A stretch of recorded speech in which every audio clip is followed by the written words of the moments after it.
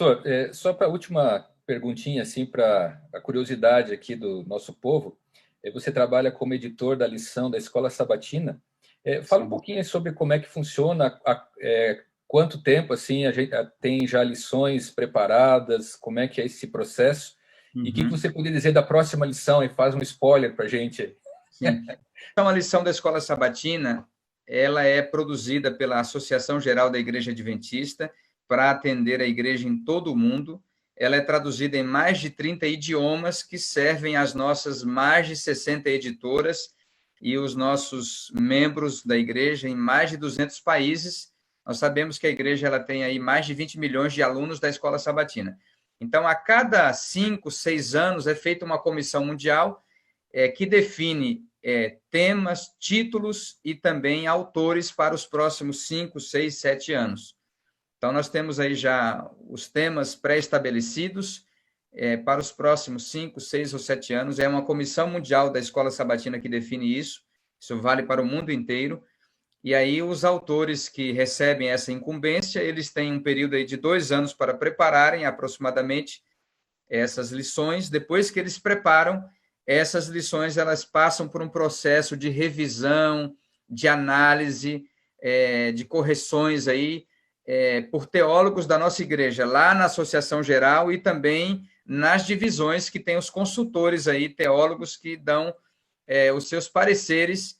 Então, é feito todo esse processo em que a revisão é feita, as adaptações e correções são feitas, até que a lição, então, ela é editorada, ela é preparada, revisada lá pelo editor mundial com a sua equipe, e quando ela fica pronta, então, ela é enviada para as editoras da igreja em todo o mundo. Mais de 30 editoras fazem esse trabalho de tradução e adaptação, né, que é o que a gente chama de edição ou de editoração. Então, no caso da lição de aluno, nós recebemos o original em inglês aproximadamente 2 anos antes que o texto seja impresso. No caso aqui da Casa Publicadora, a gente recebe o texto com 2 anos de antecedência, então a gente tem um tempo aí, uma margem, e aí a gente manda esse texto para uma tradutora mais ou menos um ano antes de nós imprimirmos, um ano e pouquinho, a gente manda já para a tradutora. No caso, hoje nós temos uma tradutora que é a Fernanda Andrade, esposa de pastor lá de Minas Gerais. Ela veio de Rondônia recentemente, está agora em Minas Gerais. Então, ela faz a tradução, chega para mim, eu faço o processo da primeira leitura, que é uma leitura um pouco mais demorada, com adaptações. Esse texto, então, vai para leituras de outros revisores e editores, aí vai para a arte. Nesse processo também são feitas as ilustrações, a capa, e aí, então, quando a lição fica pronta, a gente envia para o setor de pré-impressão.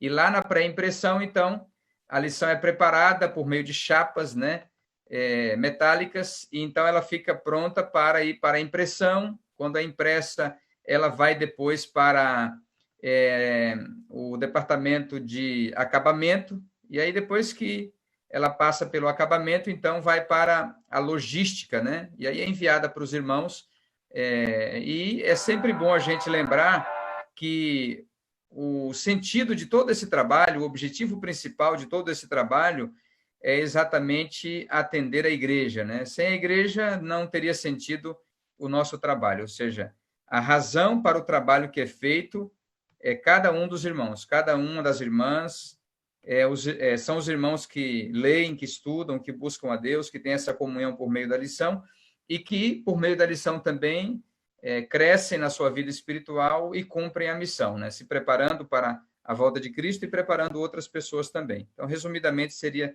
esse o processo. Então, aqui está a lição do atual trimestre, né? Que é sobre Isaías. Lembrando que essa lição aqui, só destacando, ela é uma lição reeditada, ela já tinha sido lançada no ano de 2004.